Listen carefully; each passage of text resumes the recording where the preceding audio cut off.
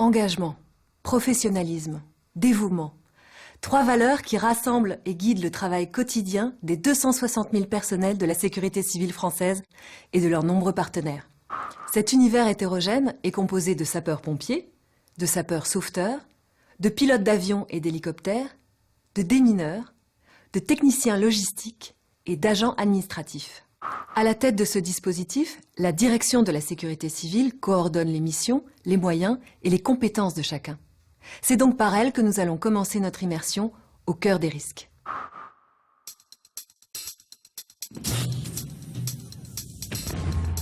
Rattachée au ministère de l'Intérieur et placée sous l'autorité d'un préfet, la direction de la sécurité civile siège à Asnières-sur-Seine, en région parisienne. Les 2500 cadres, agents et fonctionnaires qu'elle emploie sont répartis sur 60 sites, en métropole et outre-mer. Son action est articulée autour de 4 pôles de compétences: les sapeurs-pompiers, les services opérationnels nationaux, la gestion des risques, l'administration et la logistique.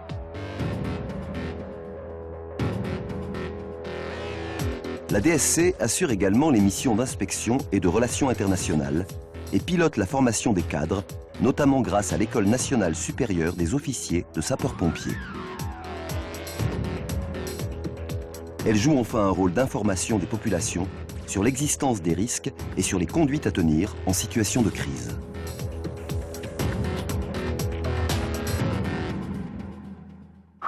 Quelle que soit la puissance d'une organisation, celle-ci ne devient vraiment efficace que si elle est alimentée avec les bonnes informations. Voilà exactement la raison pour laquelle la sécurité civile ne peut fonctionner qu'au travers d'un dispositif au nom insolite, le COGIC.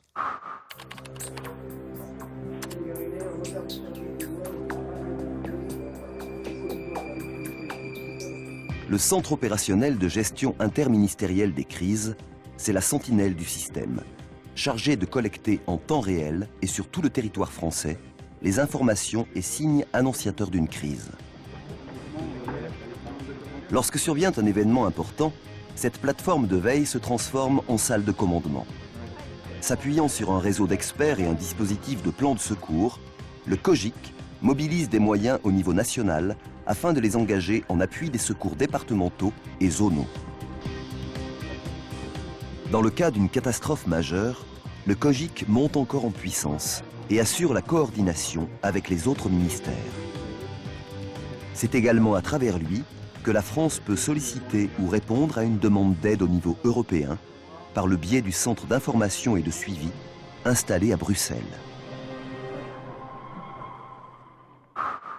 Qu'ils soient civils ou militaires, professionnels ou volontaires, les sapeurs-pompiers représentent généralement pour le public l'incarnation des secours. Il faut dire qu'ils sont de loin les plus sollicités, avec en moyenne une intervention en France toutes les 8 secondes. Ah.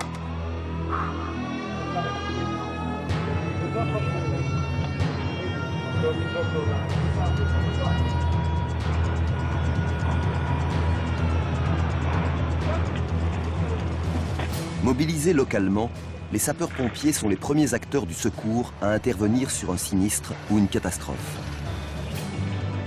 Ils sont formés et entraînés pour lutter contre tous les types de feux, pour venir en aide aux malades, blessés, intoxiqués ou noyés, pour intervenir sur les accidents de la circulation, les pollutions et les accidents technologiques.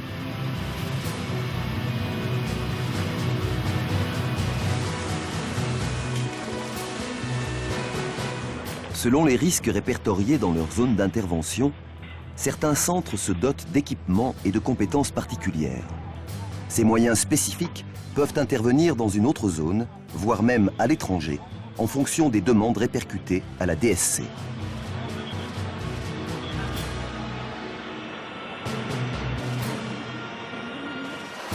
Financés et administrés par les collectivités locales, les 250 000 sapeurs-pompiers français sont composés à 80% de volontaires, menant parallèlement une profession ou des études.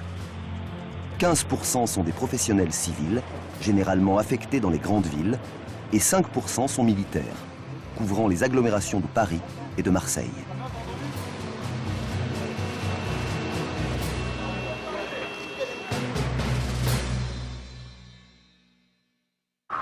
On les appelle les formisques. Formation militaire de la sécurité civile. Spécialistes du risque majeur, ces sapeurs-sauveteurs constituent le bras armé de l'État, intervenant sur toutes les grandes catastrophes, en France comme à l'étranger.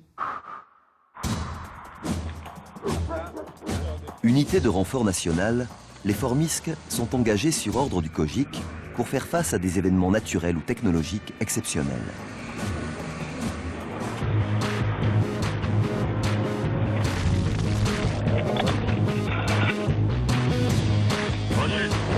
Capables d'aligner jusqu'à 1500 sapeurs-sauveteurs, les Formisques maintiennent près de 300 d'entre eux en astreinte permanente. En métropole, ils peuvent être engagés sur le lieu d'un sinistre en moins de 3 heures.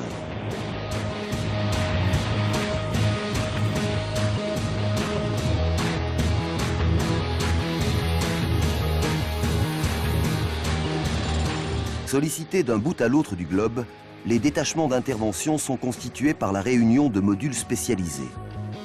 Ils peuvent ainsi être engagés dans une grande variété de situations et adapter leur mission à l'évolution de la crise. Parmi leurs capacités opérationnelles, on trouve notamment les séismes, les cyclones et inondations, les feux de forêt, les urgences sanitaires et les menaces dites NRBC, qu'elles soient d'origine accidentelle ou terroriste. Outre l'état-major installé dans les locaux de la DSC, les Formisques disposent de 3 unités d'intervention basées à Nogent-le-Rotrou, Brignoles et Corté.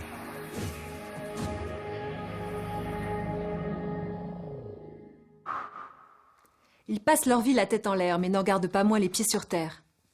Les pilotes, copilotes et mécaniciens opérateurs de bord de la sécurité civile se jouent des obstacles et portent secours lorsque personne d'autre ne peut intervenir. Les moyens aériens se divisent en 2 unités distinctes, le groupement hélicoptère et la base avion de la sécurité civile. Le GH compte 36 hélicoptères répartis sur 22 bases en métropole et outre-mer. Celle de Nîmes assure un rôle de commandement logistique et de maintenance technique pour l'ensemble du groupe.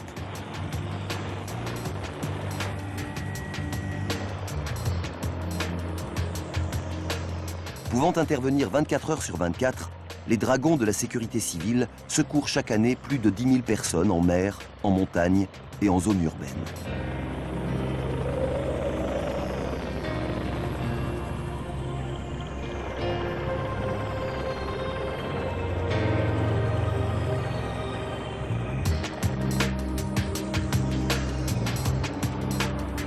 Implantée sur l'aéroport de Marseille-Marignane, la base avion dispose quant à elle de 26 appareils essentiellement consacrés à la lutte contre les feux de forêt. Pendant les 3 mois d'été, 90 pilotes et 30 mécaniciens opèrent dans la zone sud des rotations quasi permanentes. Au titre de la solidarité communautaire, certains équipages peuvent être détachés dans d'autres pays d'Europe.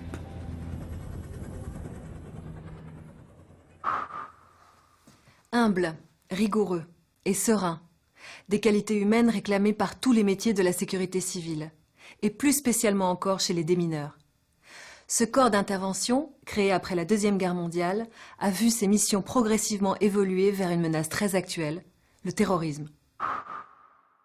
En raison d'une opération de désamorçage d'un engin explosif, le quartier doit être évacué. À l'origine, l'activité principale des démineurs consistait à neutraliser les mines et engins explosifs issus des derniers conflits militaires. Cette dépollution reste aujourd'hui l'une des missions prioritaires du déminage, avec près de 14 000 interventions chaque année. Le service du déminage intervient également pour neutraliser d'éventuels colis piégés. 5% des objets suspects sont des engins explosifs, parfois improvisés, toujours programmés pour détruire ou tuer. Les 300 démineurs de la sécurité civile sont enfin sollicités pour sécuriser les voyages officiels et les grandes manifestations. Répartis sur 26 centres et 4 antennes, ils sont mobilisables en 30 minutes et peuvent intervenir dans tous les environnements, y compris en milieu subaquatique.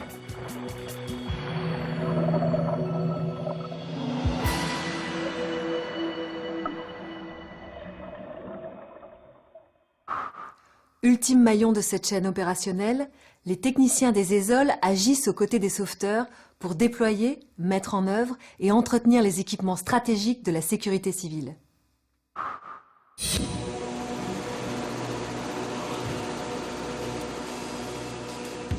Les établissements de soutien opérationnel et logistique ont pour mission première le stockage et l'entretien d'une réserve nationale de matériel d'intervention.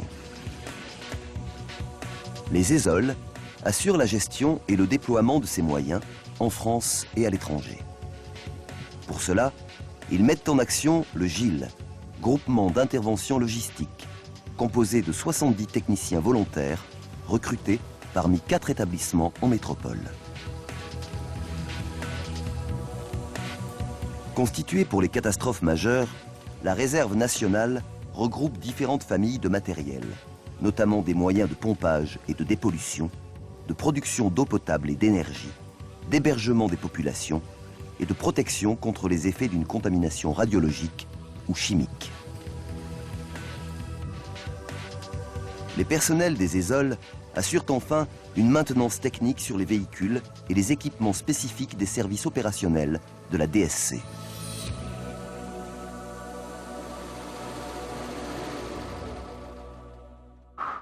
La sécurité civile se définit aussi par les liens de partenariat qu'elle entretient avec les grands ministères et les opérateurs de réseau. Au-delà des compétences et des moyens, cette organisation s'appuie sur des hommes et des femmes qui, en plus d'exercer un métier, vivent une passion et se dévouent pour une cause. Ce dévouement trouve un écho dans la population, grâce à celles et ceux qui œuvrent dans les associations de secours bénévoles. Ils sont aujourd'hui plus de 260 000 à prolonger et amplifier le dispositif mis en place par l'État. Au total, ce sont donc plus de 500 000 personnes qui, jour après jour, s'investissent pour notre sécurité.